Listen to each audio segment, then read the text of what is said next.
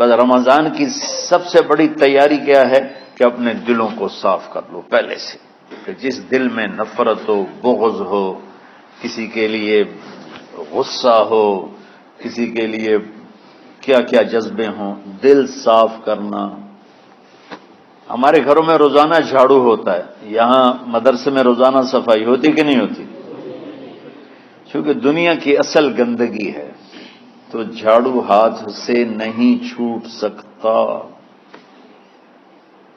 حرم شریف میں دیکھا کیسے چاروں طرف خدام پھر رہے ہوتے ہیں برش لے کر، تو دل پہ غبار ایسے آتا ہے جیسے صحن میں غبار آتا ہے، دل پہ گندگی ایسے آتی ہے جیسے صحن میں آتی ہے۔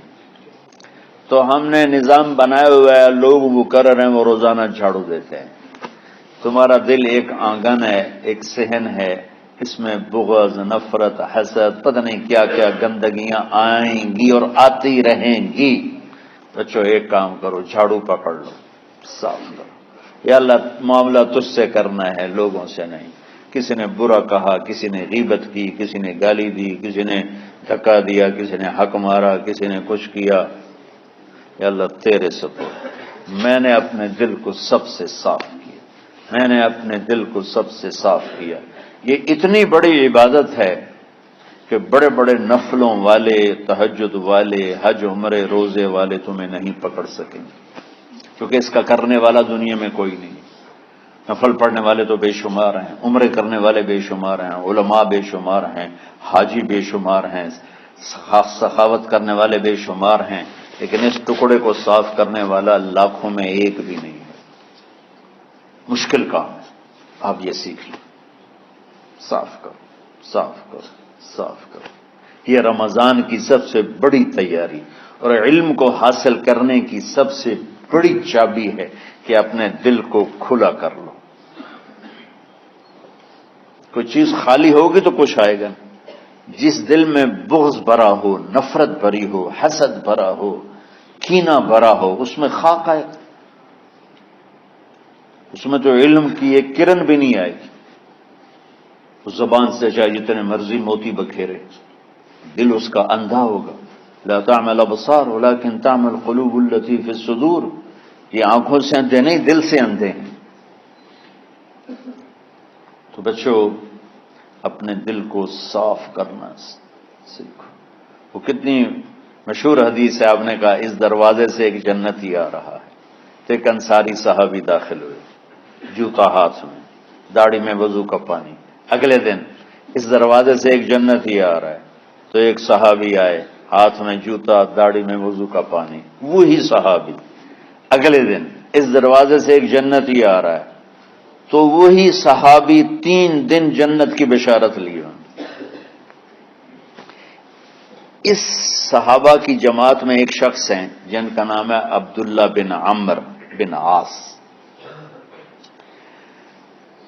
ان سے بڑا عبادت گزار صحابہ میں کوئی نہیں تھا، نہ سابقین میں نہ متاخرین میں، نہ پہلوں میں نہ بعد والوں میں۔ ان کی عبادت کیا تھی؟ ساری رات جاگنا، سارے دن کا روزہ، اور ایک ختم قرآن صبح سے شام۔ اتنی اللہ نے طاقت دی تھی۔ پھر وہی غلوب والی بات آ گئی، ایکسٹریم ہونے والی بات آ گئی۔ ان کی شادی والی رات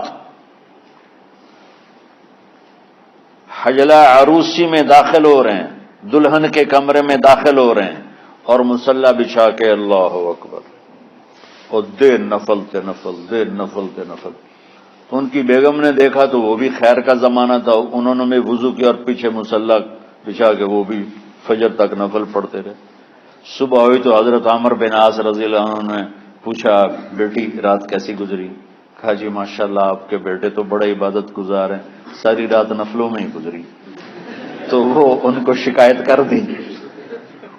حضرت عمرو بن عاص کو اتنا غصہ چڑھا، ان بیٹے کو تو کچھ نہیں کہا، کتنی حکمت کی بات ہے، سیدھے گئے اللہ کے نبی کے پاس، یا رسول اللہ یہ عبداللہ دیکھیں کیسا نادان ہے، اس کی شادی کی ساری رات نفل پڑھتا رہا۔ تو آپ کہتے ہیں ماشاءاللہ ماشاءاللہ کتنی بڑی بات ہے۔ نفلوں میں گزر گئی، رات بھی نفلوں میں گزر گئی۔ تو آپ نے حضرت عبداللہ بن عمر کو بلا کے ڈانٹا کہ تو نے مہینے میں 3 دن روزے رکھنے ہیں، بس اس سے زیادہ نہیں رکھنے، اور ہفتے میں 1 قرآن ختم کرنا ہے۔ کہا یا رسول اللہ میرے اندر طاقت زیادہ ہے۔ پھر اچھا 15 دن روزے رکھنے، کہ نہیں میرے اندر طاقت زیادہ ہے۔ آپ اس کو تھوڑا تھوڑا کر کے گھٹاتے رہے، اور وہ ہر دفعہ نہیں یا رسول اللہ میرے اندر طاقت زیادہ ہے۔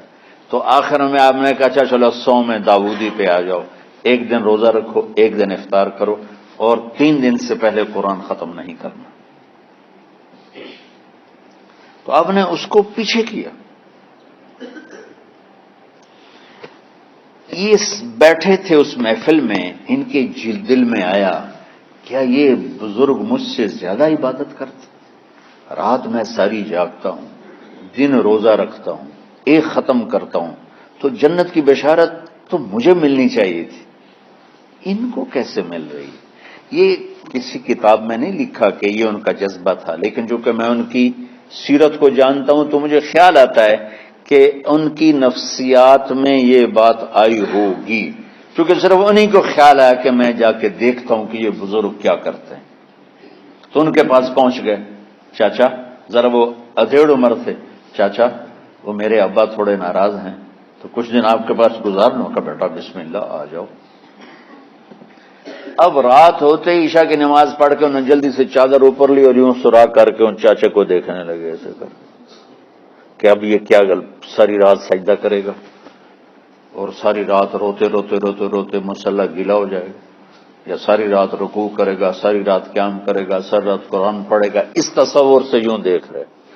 اور وہ بزرگ صحابی تشریف لائے، سرانے پہ سر رکھا، اللہم بسمک کا منہ تو وہ احیا ہو گئے۔ اب یہ دیکھ رہے ہیں ابھی اٹھیں گے، ابھی اٹھیں گے، ابھی اٹھیں گے، اٹھے فجر کی اذان پہ اٹھے۔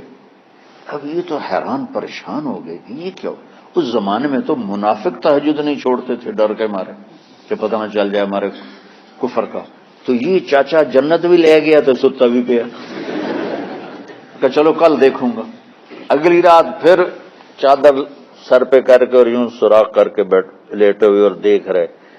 چاچا پھر تشریف لے اور سرانے پہ سر رکھا، اللہم بسمک کا منہ تو وہ احیا ہو گئے۔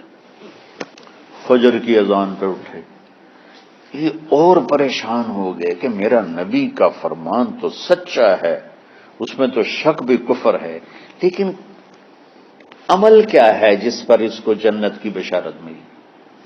2 رکعت نفل بھی نہیں۔ اور آج کے دور میں تم میں سے ماشاءاللہ اکثر بچے تہجد پڑھتے ہیں کہ 1 رات اور دیکھوں گا، تیسری رات اللہ بسمک کا منہ تو ہو گئی ساری رات۔ تو تیسری رات پھٹ پڑے عبداللہ بن عمر، کہنے لگے چاچا میری ابا سے کوئی لڑائی نہیں تھی، 3 دن میں تیرے بارے میں سنتا رہا، جنتی جنتی جنتی۔ میں دیکھنے آیا تھا کہ آپ کیا کرتے ہیں، آپ تو کچھ بھی نہیں کرتے ہو، ساری رات سوتے رہتے، آپ کیا کرتے ہو؟ میں کہا بیٹا یہی ہے جو تم نے دیکھا ہے۔ اب ان کو سمجھ میں نہیں آ رہا کہ یہ جوڑ کیسے بٹھاؤں، ادھر جنت کی بشارت، ادھر ساری رات خراٹے، اب یہ اس میں جوڑ کیسے بٹھاؤں؟ نبی کی بات تو غلط ہو نہیں سکتی۔ تو اب وہ ایسے بڑے بے دل سے ہو کر واپس مڑے، پتہ نہیں کی چکر ہوئے گی کوئی گل۔ جب وہ دروازے تک پہنچے تو کہنے لگے بیٹا ادھر آنا، واپس آ گئے۔ کہا میں تمہیں اصل راز کی بات بتاتا ہوں۔ کہ کیا ہے کیا ہے؟ تو یہاں ہاتھ رکھا، کہا یہ جو دل ہے نا، اس میں کسی انسان کی نفرت نہیں ہے۔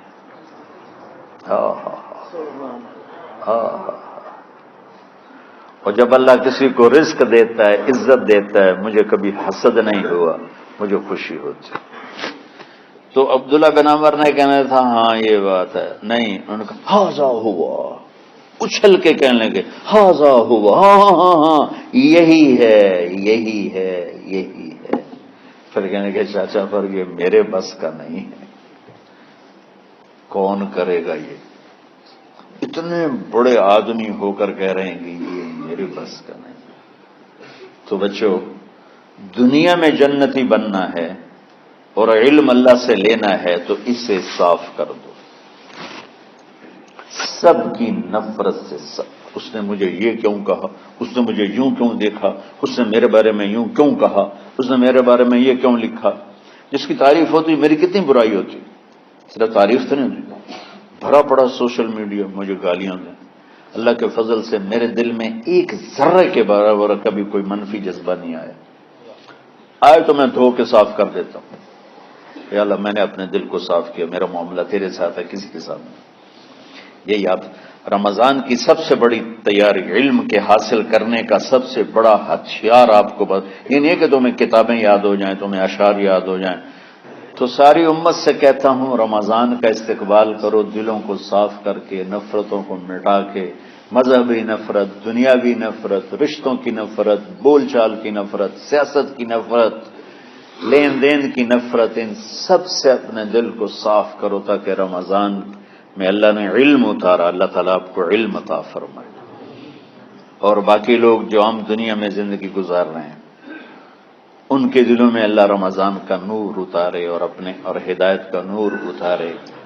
یہ سب سے بڑی تیاری ہے اس کی۔ اور کسی سے گلہ ہے، غصہ ہے، ناراضگی ہے، کسی سے بولتے نہیں ہو، ابھی سے شعبان آ چکا ہے، آپ شعبان سے رمضان کی تیاری شروع فرما دیتے تھے، تو اس کی تیاری کیا ہے؟ وہ دلوں کو صاف کرو، معاف کرو، معافی مانگو، تمہارا قصور نہیں پھر بھی معافی مانگ لو، دلوں کو صاف کرو، اور اللہ سے سخاوت مانگو کہ اللہ کو سخی بھی پسند ہے اور صاف دل والا بھی پسند ہے۔